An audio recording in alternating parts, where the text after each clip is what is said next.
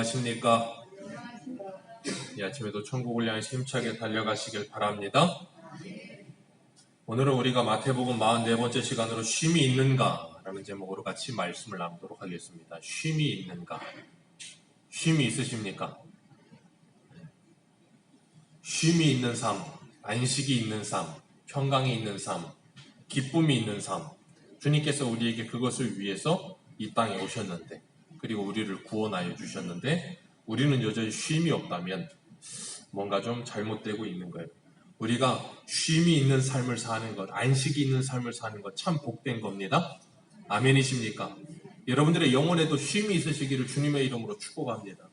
쉼이 있어야 돼요. 쉼이 없으면 사람이 고장납니다. 힘들어서 살 수가 없어요. 쉰다는 건 말 그대로 육체가 쉬는 것만이 쉬는 건 아니에요. 그죠? 네. 육체가 안 쉬어도 쉴 때가 있어요. 운동을 좋아하는 사람은 쉬는 시간에 뭐 해요? 운동합니다. 그럼 뭐라 그래요? 옆에서? 야, 너 왜 운동을 해? 줘야지. 그럼 운동하는 사람은 뭐라 그래요? 난 이게 쉬는 거야. 골프 치는 사람은 피곤해 죽겠다 그러는데도 골프 약속이 잡히면 어떻게 돼요? 없던 힘이 갑자기 생겨요. 초인적인 힘과 함께 가서 골프를 열심히 칩니다. 그럼 뭐라 그래요? 힘든데 왜 가서 치는 거야? 그럼 뭐라 그래요? 그게 쉬는 거야. 그게 쉬는 거예요. 네, 쉼이라는 건 다 다릅니다. 육체만이 쉬어야만 쉬는 게 아니에요. 우리가 좋아하는 걸 할 때도 쉼이 옵니다. 즐거워요. 기뻐요. 아멘이십니까? 아멘이십니까? 아멘이 안 되세요? 내가 좋아하는 걸 할 때 쉼이 와요. 하나님께서 우리들에게 예수 그리스도를 통해서 쉼을 주셨다니까요. 그렇기 때문에 성도는 뭘 하는 게 쉼이겠어요? 오늘이 주일이란 말이에요. 주의 날이란 말이에요. 구약에는 뭐라 그랬어요? 안식일. 안식일이 뭐 하는 날이에요? 안식하는 날이요. 그 안식이 어디서 옵니까? 예수 그리스도 안에서 안식이 오는 거예요. 아멘이십니까? 우리가 예수 그리스도 안에서 안식이 오기 때문에 우리가 이 자리에 나와서 예배 드리는 거예요. 예배 드리면 뭐라 그래요? 야, 일주일에 하루 쉬는데 가서 좀 쉬지. 뭐 한다고 교회 가서 예배는 드리고 있냐? 그럼 우리는 뭐라 그러는 거라고요? 이게 쉬는 거야. 정말 그러실 수 있으세요? 골프 양속이 잡히면 막 눈이 회삭이 도는데, 애들은 PC방 가자 그러면 그냥 갑자기 없던 힘도 확 생기는데, 여러분은 예배 드리러 가자 그러면 갑자기 기쁨이 솟으십니까? 아니면 아이고 하면서 한숨부터 쉬십니까?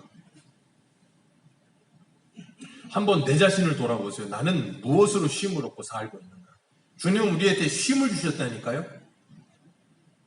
주님은 우리한테 쉼을 주셨어요. 사람이 창조된 목적이 뭡니까? 이 세상이 창조된 목적이 뭐예요?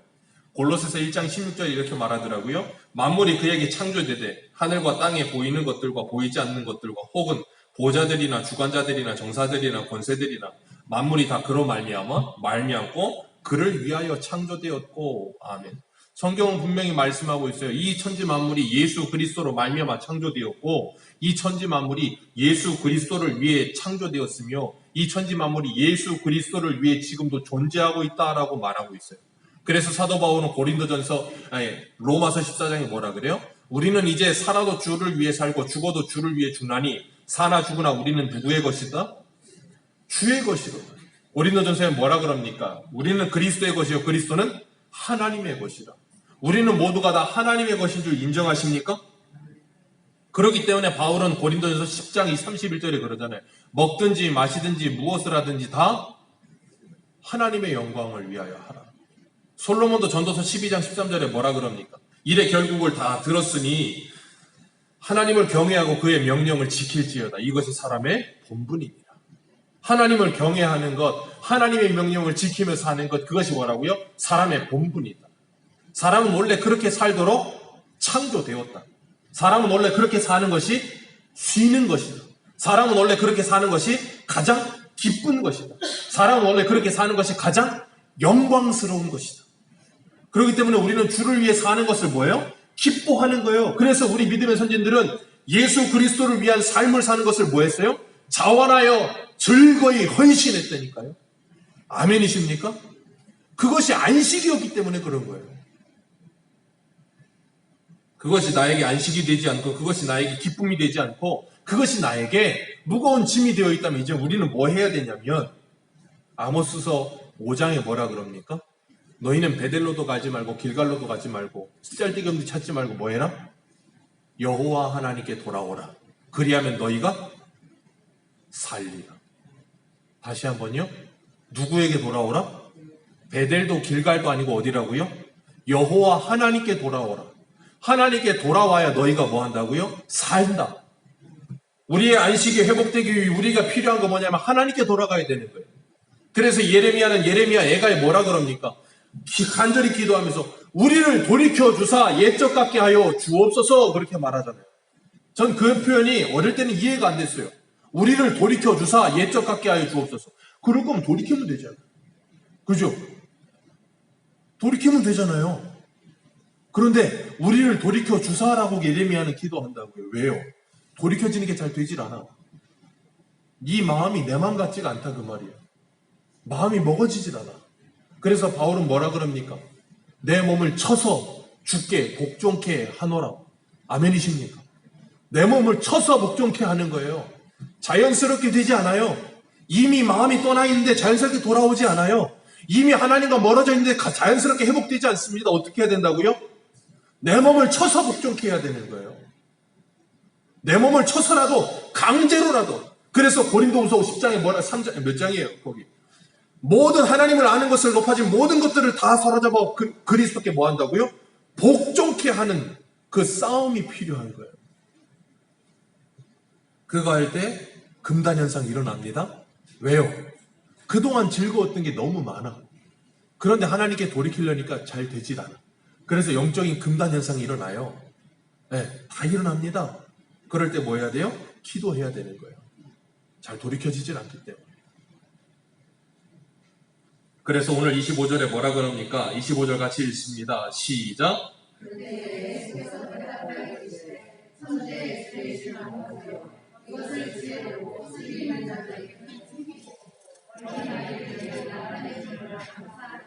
아멘. 지혜롭게 쓰고 있는 자는 뭐 한다고요? 숨기셨다. 누구에게만 나타내셨대요? 어린아이 같은 자들에게만 나타내심을 감사하나이다. 어린아이와 같은 자들이 뭐라는 거예요? 순수하게 하나님의 말씀을 받아들이는 자들, 그 하나님의 말씀을 아멘으로 받는 자들, 지혜로운 자들은 뭐 하는 사람들이래요? 잔머리를 굴리는 사람들. 전도서 7장 14절에 뭐라 그랬습니까? 하나님은 사람을 정직하게 지으셨으나 사람은 많은 꾀를 내었는데 자꾸 잔머리를 굴려요. 잔머리를 굴리는 사람은 절대 하나님의 은혜를 받지 못합니다. 제가 100% 장담합니다. 절대 1%도 하나님의 은혜를 받지 못합니다. 하나님의 말씀을 있는 그대로 받는 자 외에는 하나님의 은혜를 받을 사람 없고 하나님의 말씀을 있는 그대로 아멘으로 받지 않는 사람 외에는 구원받을 사람이 아무도 없어요. 우리 한 군데만 읽어볼까요? 신약성경 고린도전서 1장 25절입니다. 고린도전서 1장 20절. 신약성경 고린도전서 1장 20절입니다. 신약성경 263페이지예요.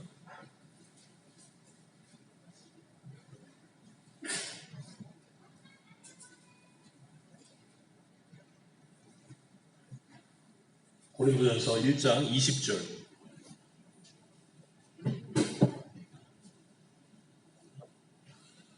(20절부터) 우리 읽어 내려갑니다. 25절까지 시작. 지혜 있는 자가 어디 있느냐? 선비가 어디 있느냐? 이 시대에 변론가가 어디 있느냐? 하나님께서 이 세상의 지혜를 미련하게 하신 것이 아니냐? 하나님의 지혜에 있어서는 이 세상이 자기 지혜로 하나님을 알지 못하므로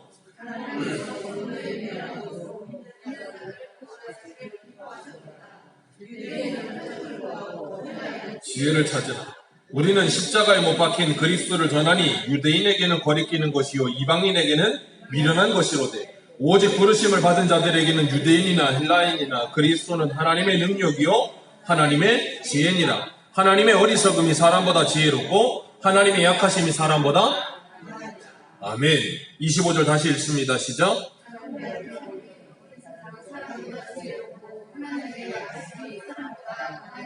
아멘. 하나님의 어리석은 것이 우리보다 강합니다. 하나님의 어리석은 게 우리보다 지혜롭고 하나님의 약하신 게 우리보다 강해요. 그러니까 우리는 뭐 해야 돼요? 하나님의 말씀에 순종해야 되는 거예요. 그런데 하나님의 말씀에 잘 순종이 되질 않아. 왜? 알아요. 아는 게 병이야. 차라리 몰라야 되는데 그놈 안다는 게 병이야. 다 안다는 거예요. 그러니까 뭐가 안 돼요? 순종이 잘 안 돼. 알아. 아는데 안 돼. 이미 자기 스스로가 결론을 내. 누가 안 하는데? 하나님이 결론을 내지 않았는데. 알아. 근데 해봤는데 안 되더라고. 그때는 안 되는데 지금 될 수 있다니까요. 왜? 하나님이 하신다니까요. 근데 우리는 자꾸 내 경험이, 내 생각이, 내 기존에 가지고 있던 이 기존성이 자꾸 하나님의 은혜를 가로막아버려. 순종을 안 해. 그게 우리들의 문제예요. 신앙생활을 오래 할수록 오래 할수록 더 문제예요. 왜? 더 많이 한다고 착각을 해요. 그러다 보니까 하나님의 말씀에 있는 그대로 순종을 안 해요. 그리고 자꾸 꾀를 내고 잔머리를 굴리고. 하나님 뭐라 그럽니까? 지혜 있는 자가 어디 있느냐? 하나님보다 지혜로우냐? 우리는 그렇단 말이에요. 우리 새벽에도 모세에 대해서 출애굽기 하고 있잖아요. 모세가 하나님이 애굽으로 보내는데 뭐라 그래요? 나는 입이 뻣뻣하니이다. 애굽에 가서도 그 말을 해요. 모세 대단한 사람이에요. 하나님이 손을 문둥병에 걸리게 하고 지팡이를 뱀이 변하게 하고 자기 아들 때문에 그 죽을 뻔도 하다가 그러다 애굽에 내려갔는데도 불구하고 그런데도 불구하고 거기서도 나는 입이 뻣뻣하니이다. 예레미야는 뭐라 그럽니까? 나는 아이라 말할 줄 모르나이다. 우리만 그런 거 아니에요. 성경에 나오는 하나님의 사람들도 전부 다. 왜요? 내가 안다는 거예요. 나 입이 말 못하는데 어떻게 하느냐고요. 하나님이 하겠다는데 내가 이미 알아. 나는 말 못해서 못해요. 그러니까 뭘 못해요? 하나님의 말씀에 순종이 안 돼. 그게 우리 병이에요, 우리 병. 그걸 깨지 못하면 하나님의 은혜가 내게 임하지 않아요. 하나님의 역사가 일어나지 않아요. 하나님의 역사가 일어나는 교회들을 보면 왜 일어나는 줄 아세요? 성도들이 무식하게 하나님의 말씀에 순종해요. 무식할 정도로 순종합니다. 그럼 옆에서 그러죠. 저 멍청하게 왜 저렇게 살아? 성경도 모르는 것들 저렇게 순종하면. 그러고 있어요. 뭐 하는 거예요? 안다 이거 조금 뭔가. 이게 제일 큰 고질병. 그래서 고린도전서 1장에 뭐라 그럽니까? 하나님의 뜻에 순종하여 복음을 전하는 자들을 통해 하나님께서 사람을 구원하시기를 기뻐하셨다. 그걸 전도에 미련한 것이라고 말을 해요. 많은 사람들이 그렇게 말합니다. 오늘날 누가 전도하느냐? 전도에서 전도한다고 사람이 교회 오겠느냐? 예, 맞아요. 전도에도 사람 잘 안 와요. 전도에도 사람 잘 안 옵니다. 코로나 이전에 저희 교회도 한 2년 계속해서 전도했어요. 매주마다. 전도에서 오신 분들 별로 없어요. 거의 없습니다. 마스크를 주고 볼펜을 주고 전도지를 주고 안 와. 그런데 그 전도하는 사람에게는 하나님의 은혜가 임해요. 그게 응답이에요. 우리가 밖에 나가 전도해서 이 자리를 가득히 채우는 게 전도의 목적이 아니에요. 그렇게 말씀하시면, 이렇게 말씀드리면 또 오해하시겠죠. 그래, 사람 오는 거 싫어하나 보다. 저 사람 오는 거 좋아합니다.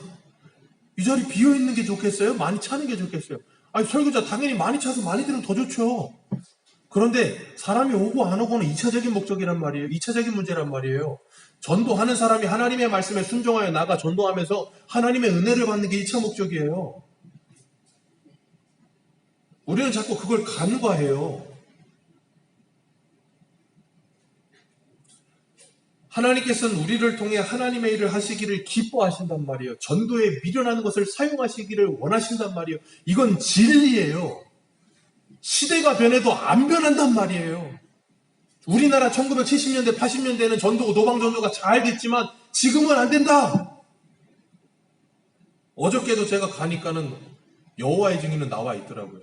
제가 그거 보면서 도전을 받았는데 참 여호와의 증인은 나와 있더라고요. 그 사람들 나와서 이거 이렇게 대놓고 판풀에 걸러놓고 거기 서 있어도 지나가면서 한 사람도 그거 집어가는 사람 없어요. 근데 거기 나가 있더라고요. 하나님께서는 하나님의 사람들을 구원하시기를 기뻐하세요. 근데 누구에게는 그것이 숨겨져 있다고요? 오늘 본문 25절 다시 읽습니다. 시작. 그때 예수께서 대답하여 이르시되 천지의 주제의 아버지시여 이것이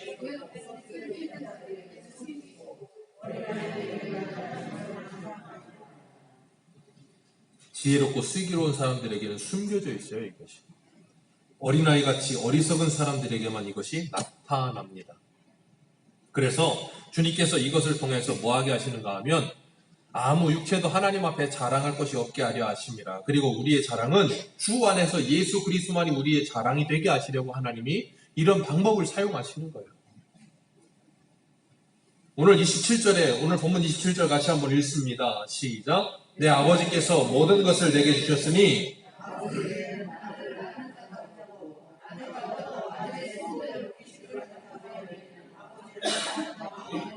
아멘. 아버지의 소원대로 계시를 받은 자 외에는 아버지를 아는 자 없고 그 아들을 아는 자가 없느니라. 이 계시를 받은 자들, 아버지의 소원대로 이 은혜를 받은 자들만이 참된 안식과 쉼을 얻는 거예요.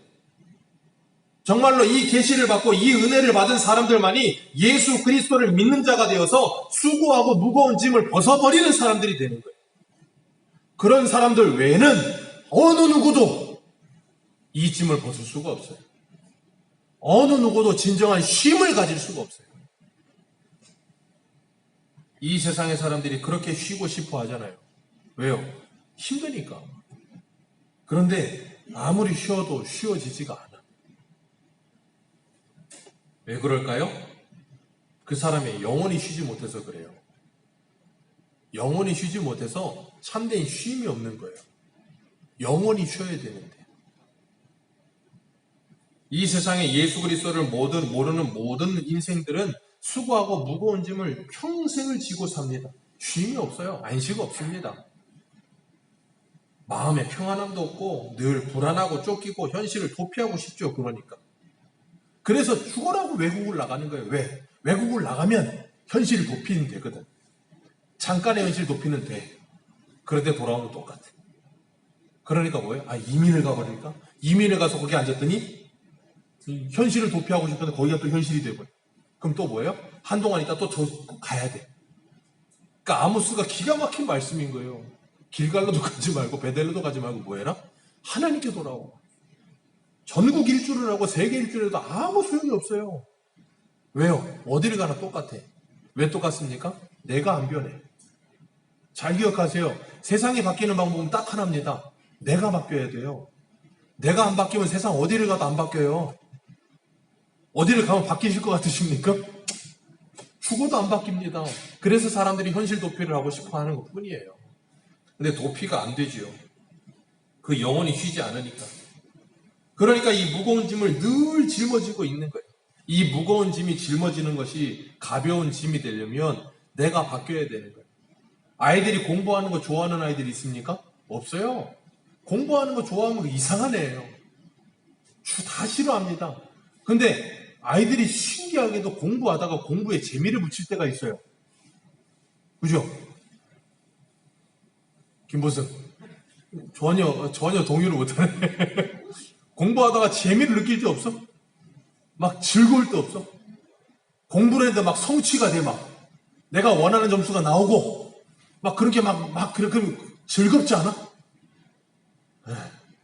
그럴 때 오는 희열이 좀 있더라고요. 그리고 나면 애가 시키지 않는데 막 해요.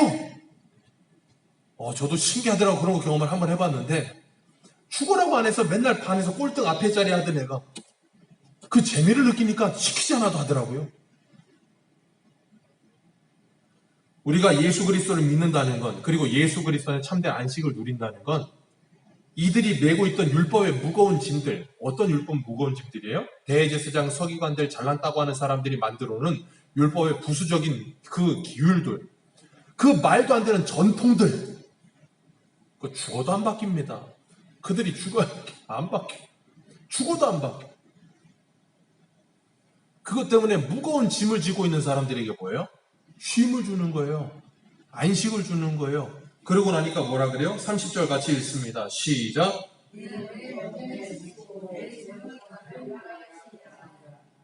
주님께서 분명히 말씀하세요.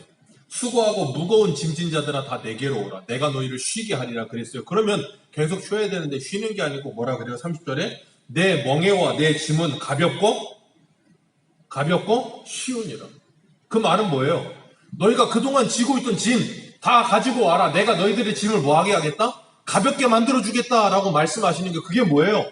아이들에게는 공부가 무거운 짐이고 여러분들에게는 일이 무거운 짐이고 가정생활이 때로는 무거운 짐이 될 수 있고, 그런데 그것을 가지고 나와서 예수 그리스도에게 내려놓으면 예수 그리스도가 뭐하게 하시겠다는 거예요? 그것을 가볍고 쉬운 짐을 만들어 주겠다라고 말씀하시는 거예요. 그게 뭐예요? 쉼을 주는 거예요. 그 쉼이 어떤 쉼이라는 거예요? 아까도 계속해서 말씀드린 우리의 영혼의 쉼을 주겠다 그 말이에요. 나를 변화시켜 주시겠다 그 말이에요. 그리고는 더 이상 공부가 무거운 짐이 안 되는 거예요. 나에게 시험거리가 더 이상 시험거리가 되지 않는 거예요. 내 모든 어려움들이 무거운 짐이 되지 않는 거예요. 내가 변해버리니까. 그게 참된 안식이고 참된 쉼이에요. 예수를 만나면 그게 임하는 거예요. 그래서 이전 것은 지나갔으니 보라 새 것이 되었도다. 그러니까 예수 만나면 사람들이 변하는 거예요. 그래 여러분들이 예수를 만났는데도 주변 사람들이 여러분 변했다 소리를 안 하시면 그 다음 저도 몰라요. 예수 만나면 변한다니까요. 아니 남자친구 여자친구를 만나도 변하는데, 좋은 책을 만나고 좋은 영화 한 편을 봐도 변하는데 사람이 어떻게 예수를 만났는데 변하지 않느냐고요.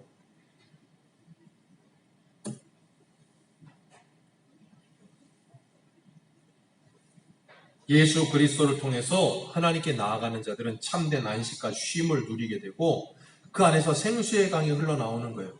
그래서 하나님이 없는 인생들이 이 늘 참된 만족이 없어서 괴로워하는 그들에게 그 참된 만족인 예수 그리스도를 전해줌으로 그들에게도 생수의 강이 흘러나오게 해야 되는 거예요. 예레미야 2장에 뭐라 그럽니까? 내 백성이 악을 행했는데 뭐라 그랬어요? 두 가지 악을 행했대요. 생수의 근원된 하나님을 떠난 것과 스스로 웅덩이를 판 것이라. 웅덩이를 왜 파요? 물 좀 담아보려고. 근데 무슨 웅덩이라고요? 터진 웅덩이라. 안 담겨요. 평생을 그래서 그 목말라 하면서 물을 찾아다니면서 갈증을 느끼면서 부족함을 느끼면서 하는 거예요. 사람이 만족을 느껴야 사람이 평안이 찾아와요. 부족을 느끼면 늘 원망과 불평이고 짜증이 가득해요. 근데 만족이 오잖아요? 그러면 사람이 굉장히 인자해지고 굉장히 사람이 넓어져요. 배고플 때 사람이 신경질을 많이 내거든요. 그럴 때 뭐 하라고요? 입에 뭘 넣어줘야 돼요. 뭘 넣어주면 짜증을 안 부려. 그것처럼 우리가 영적으로 계속 짜증을 내고 있으면 영적으로 목말라 있는 거, 그럼 뭘 넣어줘야 되는 거예요. 그게 뭐예요? 하나님의 말씀을 넣어줘야 되는 거예요. 그래서 그 말씀으로 말미암아 그 영혼이 만족을 느껴서 그 허기가 해결되어야 사람이 좀 평화로워지고 쉼이 찾아오는 거예요. 안 그러면 이 세상에서 뭔가를 잡고 찾으려고 여기저기 헐떡이면서 다녀요. 그걸 호세아는 뭐라 그래요? 고멜과 같다 그러는 거예요.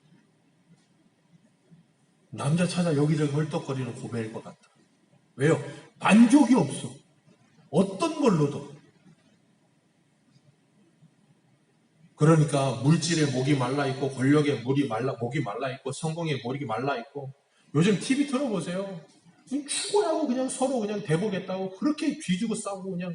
왜 그래요? 그러면 권력욕에 사람이 물이 벌어버리면 제정신이 아니에요. 그 사람들이 공부를 못해서 그렇게 멍청한 짓을 할까요? 아니요. 우리도 엄청 똑똑합니다.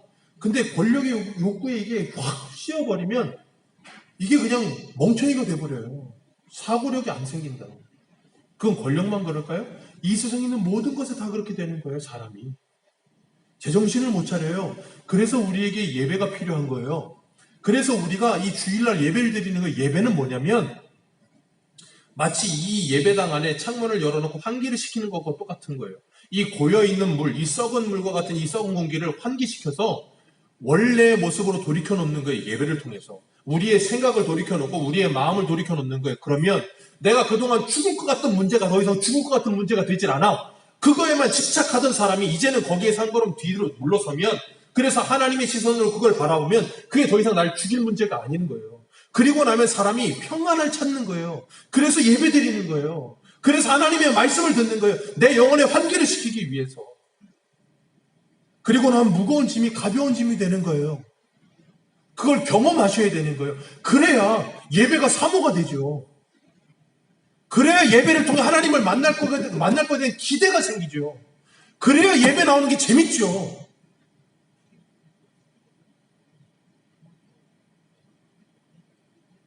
그런 것에 아무런 해결도 없고 아무런 변화도 없이 그냥 시계추처럼 왔다 갔다. 이사야 1장에 뭐라 그러십니까? 누가 너희더러 내 성전에 마당만 밟으라고 가르치더냐. 오늘 본문 28절 29절 같이 한번 읽어봅니다. 시작.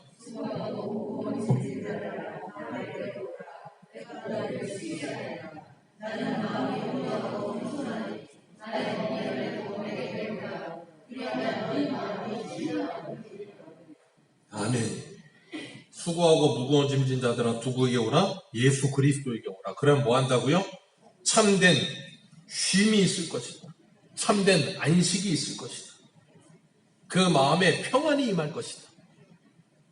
하나님께서 구약시대의 이스라엘 백성들에게 그렇게도 안식일을 지키라 그랬어요. 그죠? 그렇게도 안식년을 지키라고 했습니다. 그리고 50년째 되면 뭘 하래요? 희년도 지키래요. 왜 그랬을까요? 그들에게 너희들은 이 세상에 머물러서 영원히 사는 사람들이 아니야를 가르치기 위해서. 너희들에게는 돈이 안식이 아니고 이 세상에 뭐 소유가 안식이 아니고 너희들에게는 이 세상에 무슨 권력이 안식이 아니고 하나님이 너희들의 안식이야를 가르치기 위해서.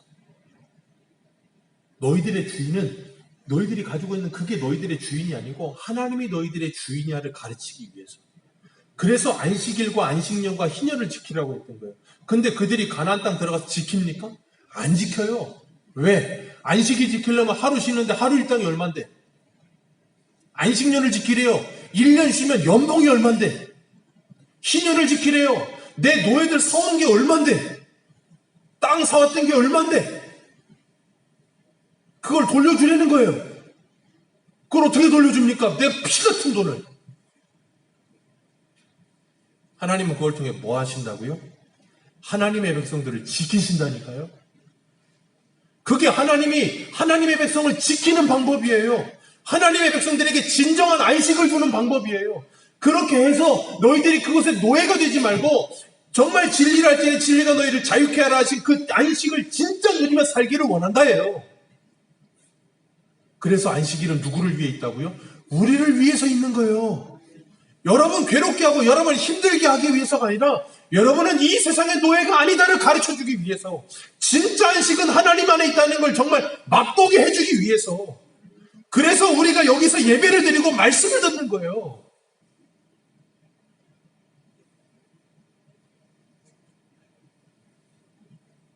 그래서 그 말씀으로 말미암아 우리가 진정한 쉼을 찾기 시작하면 무거운 짐이 내려놓아지기 시작하는 거예요. 더 이상 그게 무거워지지 않아. 시편에 그래서 뭐라 그래요? 주의 청년, 새벽 이슬 같은 주의 청년들이 뭐 한다고요? 즐거이 헌신하니.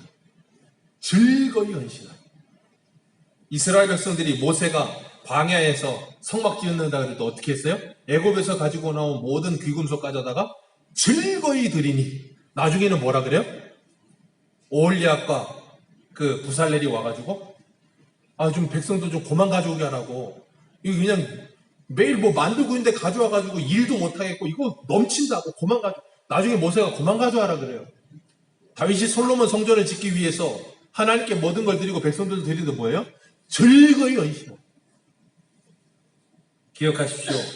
하나님의 성전은 즐거이 헌신하는 자를 통해서 지어지는 겁니다.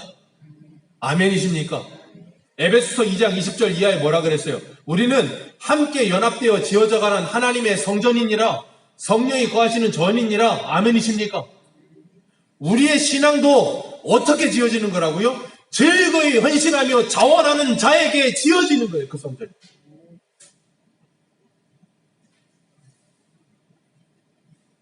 그래서 하나님께서 구약에는 그걸 몰라서 예수 그리스도는 참된 즐거움이 뭔지를.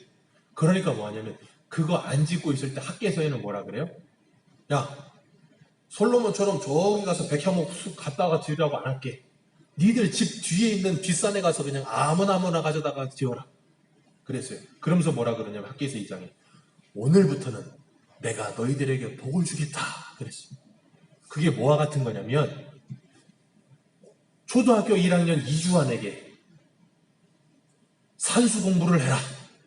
여기서부터 세 쪽을 풀면 아빠가 너에게 맛있는 사탕을 사주겠다. 그거가 똑같은 거예요. 아빠가 사탕을 왜 사줘요? 산수 공부 시키려고. 애는 공부를 왜 해요? 사탕을 먹으려고. 그럼 걔가 20살이 돼서도 산수 공부를 하면서 사탕을 먹으려고 산수 공부를 하겠죠? 그런 놈은 끝난 거예요. 답이 없는 놈이 되는 거예요. 왜 사탕을 줬어요? 그 산수 공부가 얼마나 중요한 건지 가르쳐 주려고.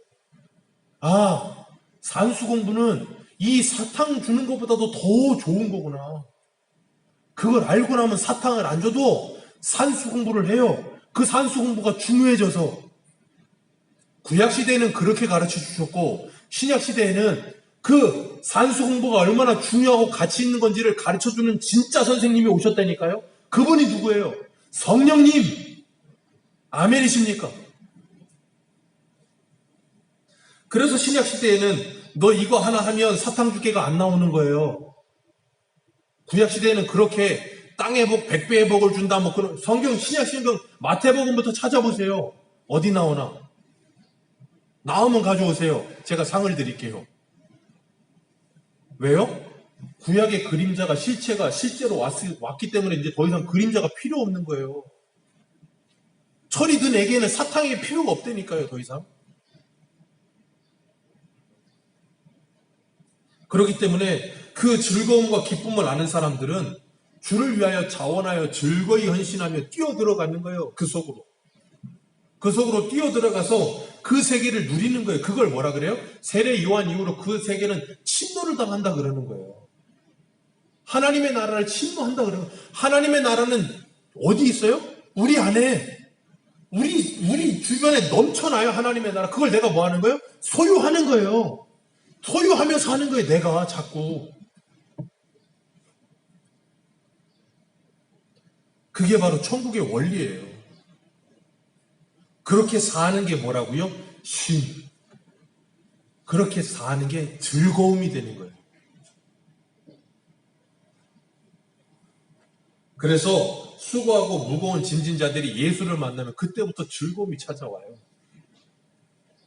제가 서울에서 사역할 때 그 교회는 정말로 특이한 교회였어요.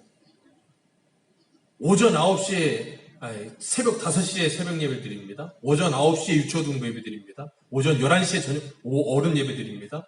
오후 2시에 어른 오후 예배 드립니다. 오후 3시에 유초등부 오후 예배 드립니다. 오후 4시에 청년부 예배를 드립니다. 오후 5시에 모임을 합니다. 오후 7시가 되면 애들이 지하에 모여서 자기들끼리 기타 치면서 찬양을 해요. 그리고 저녁 10시에 집에 가요. 제가 그 교회에 처음 가가지고 죽는 줄 알았어요. 도무지 집에를 안 가. 갔으면 좋겠는데 나는 지하에서 자야 되는데 집에를 안 가. 애들이 그냥 쥐들끼리 막 해. 어떻게 가능해요? 그 안에 성령이 임하면 뒤집어지는 거예요. 그 모든 예배를 애들이 다 드려요. 청년애들이.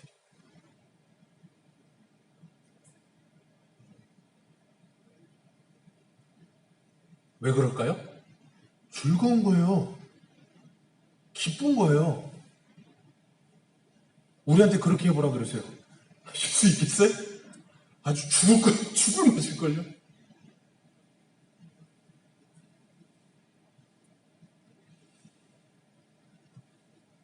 요한복음 4장에 보면 수가성에 물 떠온 여인 비유 아시죠? 그 여인이 예수님을 만나니까 물 들어왔다가 뭐 했어요? 자기 물동이를 던져두고 마을로 가서 사람들에게 뭐라 그래요? 와 보라 그러잖아요.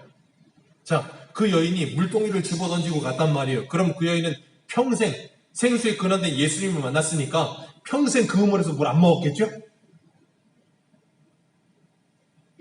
그 여인은 예수님을 만났으니까 평생 남편이 없었겠죠? 그 여인은 예수님 만났으니까 평생 집 없이 텐트에서 살았겠죠? 그게 아니에요.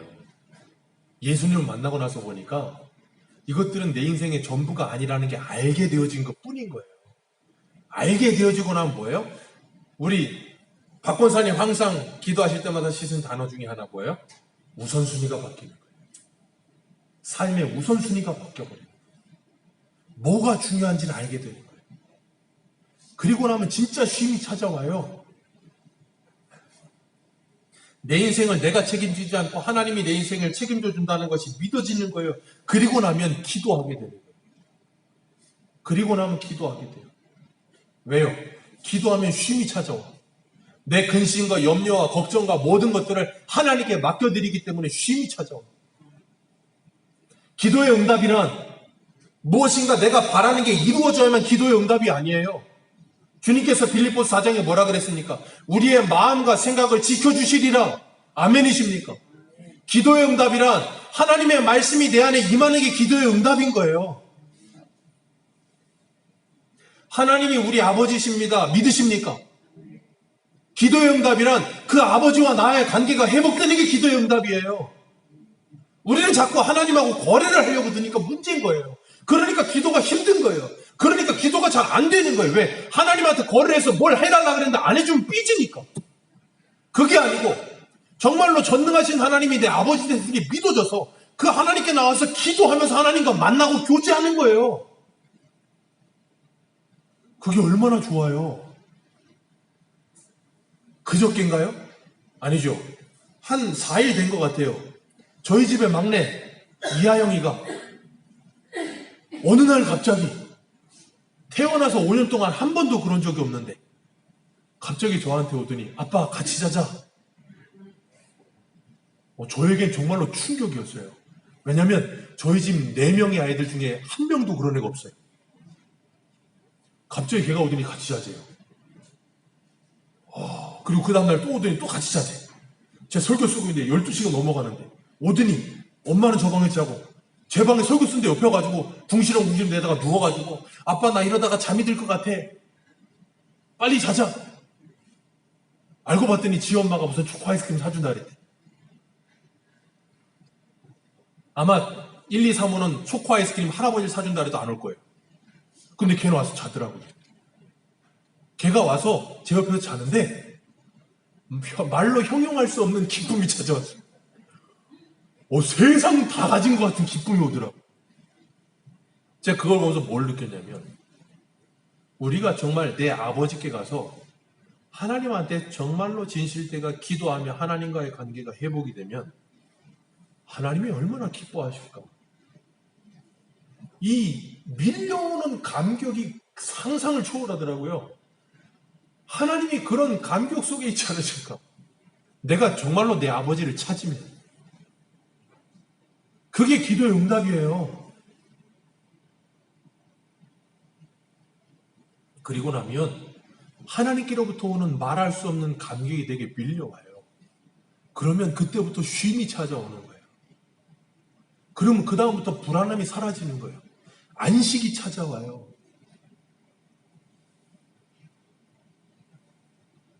주님께서 뭐라 그랬어요? 29절에 나는 마음이 온유하고 겸손하니 나의 멍에를 메고 내게 배우라. 나의 온유함과 겸손함을 배우라. 그 온유함과 겸손함을 배우게 되면 모든 부족함이 사라지는 거예요. 고린도후서 8장 9절에 뭐라 그러십니까? 우리 주 예수 그리스도의 은혜를 너희가 알거니와 부유하신 이로써 너희를 위하여 가난하게 되시면 그의 가난함으로 말미암아 너희를 부유하게 하려 하십니다. 우리를 부유하게 하려 하십니다. 그래서 예수님을 만나면 진짜 부유해져요. 그리고 나면 진짜 안식과 쉼이 찾아와요. 부자들은 왠지 모르게 여유로워. 왠지 모르게 여유로워. 왜요? 뭔가 믿는 구석이 있어. 어떤 문제가 터져도 문제가 되질 않아. 왜? 여유로워. 왜요? 괜찮아. 다 해결할 수 있어. 거기 근심과 걱정이 없어. 주님께서 가난하게 해주시면 우리를 부유하게 하려 하심이래요. 아멘이십니까? 그 부유함이 임하면 그 모든 게 떠나가는 거예요. 진짜 부자를 만들어주는 거예요. 천국을 소유하는 거예요. 그리고 나면 고린도서 6장 9절에 이렇게 말해요. 무명한 자 같으나 유명한 자요. 죽은 자 같으나 보라 우리가 살아있고 징계를 받은 자 같으나 죽임을 당하지 아니하고 근심하는 자 같으나 항상 기뻐하고 가난한 자 같으나 많은 사람을 부유하게 하고 아무것도 없는 자 같으나 모든 것을 가진 자로다. 아멘. 이게 뭐예요? 예수 그리스도에게 가면 그분이 우리에게 주시는 쉼과 안식과 부유함이에요. 이걸 갖는 거예요. 그리고 나면 성도가 더 이상 쪼잔하지 않아요. 좁아지지 않아요. 풍성해져요. 넓어지는 거예요. 그래서 빌립보서 4장 11절 내가 궁핍함으로 말하는 것이 아니라 어떠한 형편이든지 나는 자족하기를 배웠노니 나는 비천에 처할 줄도 알고 풍부에 처할 줄도 알아 모든 일에 곧 배고픔과 배부름과 풍부와 궁핍에도 처할 줄 아는 일체의 비결을 배웠노라. 내게 능력 주시는 자 안에서 내가 모든 것을 할 수 있느니라. 아멘. 이런 부유함이 없다면 기도하셔야 돼요. 이 부유함을 누리고 계시다면 감사하면 되는 거예요. 하나님께서 이런 부유함을 누리지 못하고 있을 때 하나님께 기도하면 주님이 무거운 짐 내려주시겠대요. 그리고 주님이 주는 짐 지워주시겠대요. 근데 참 재밌는 건 29절과 28절에 수고하고 무거운 짐과 30절에 주는 내가 주는 짐이 똑같은 짐이에요. 똑같은 짐.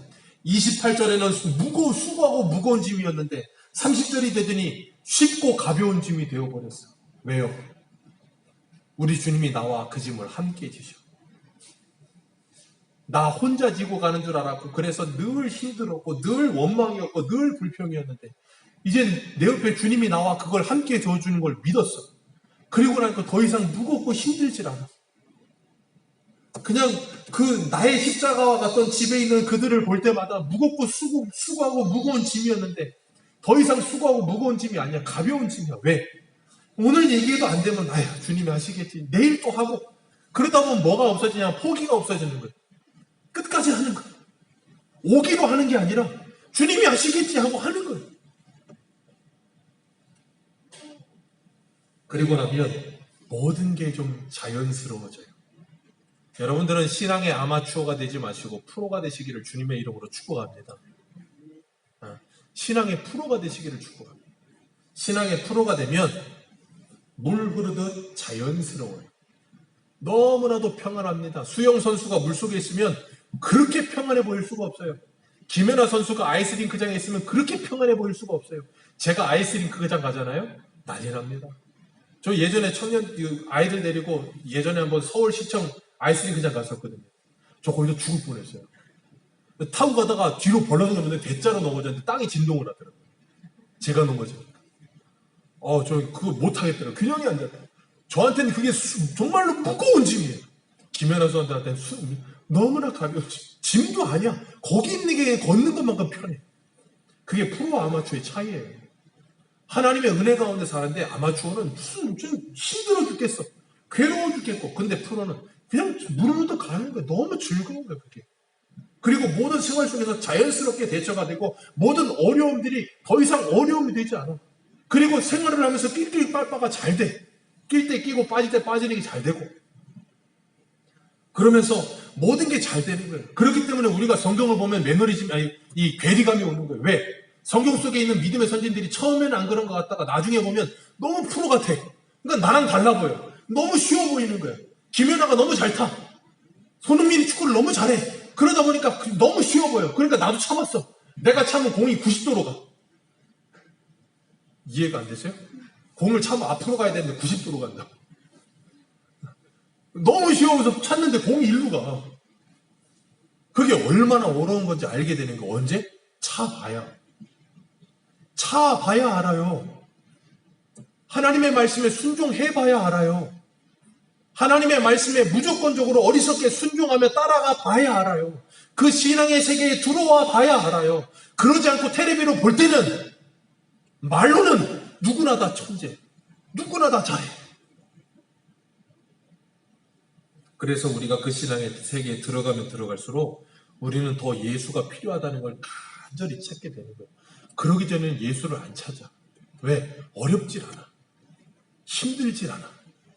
신앙의 세계 속에 있지 않아도 얼마든지 세상 사는 것 내 마음대로 살아왔던 대로 살 수 있거든. 근데 신앙의 세계에 들어와서 믿음으로 살아보려니까 하나부터 열까지 다 걸리고 넘어지고 다 힘들고 괴로워. 무거운 짐이야. 그러니까 뭐예요? 에이 필요 없다 때려쳐버리자. 그렇게 돼버리는 거예요. 그게 아니고 야 이거 정말로 쉬운 일이 아니구나. 내 힘으로 되는 게 아니구나. 주여 나에게 은혜를 주옵소서. 그러면서 겸손해지는 거예요, 성도가. 그렇기 때문에 신앙생활하면서 부자연스럽다는 걸 이상하게 생각하지 마세요. 신앙생활하면서 껄끄럽다는 걸 이상하게 생각하지 마세요. 신앙생활하면서 잘 안 되는 걸 이상하게 생각하면 그게 당연한 거예요. 그게 당연한 거고 우리 옆에 가장 완벽한 트레이너가 옆에 붙어서 우리들과 함께 해주시겠다고 약속하시잖아요. 그리고 러닝메이트 되셔서 우리와 같이 뛰어주시겠대요. 언제까지요? 세상 끝날까지 뛸 수 있게 해주시겠대요. 그분을 믿고 뛰세요. 나를 믿고 뛰려고 하지 마시고 나를 믿고 뛰려면 모세처럼 애굽 내려가서 나는 안 됩니다 그러고 있는 거예요. 그러지 마시고 나와 함께 하시겠다고 하는 주님을 붙드시고 그 주님과 함께 뛰어보세요. 뛰어보시고 두 걸음 가고 지치시더라도 뛰세요. 두 걸음 가고 지치면 주님이 다시 힘 주실 거예요. 세 걸음 가고 지치면 다시 주님이 힘 주실 거예요. 나중에는 1km를 뛸 거고 2km를 뛸 거고 3km를 뛰게 될 거예요. 주님이 그렇게 만드실 거예요. 그렇기 때문에 그 주님과 함께 이 믿음의 길을 걸어가시면서 그 주님만이 나의 힘이라는 것을 고백하며 주님 안에 참된 안식이 누려지는 그날까지 주여 이 기쁨이 내게 사그러들지 않고 신앙의 생활이 나에게 안식이 되고 쉼이 되는 그런 놀라운 은혜가 있게 해주옵소서. 기도하는 저와 여러분들 되시기를 축복합니다. 기도하겠습니다.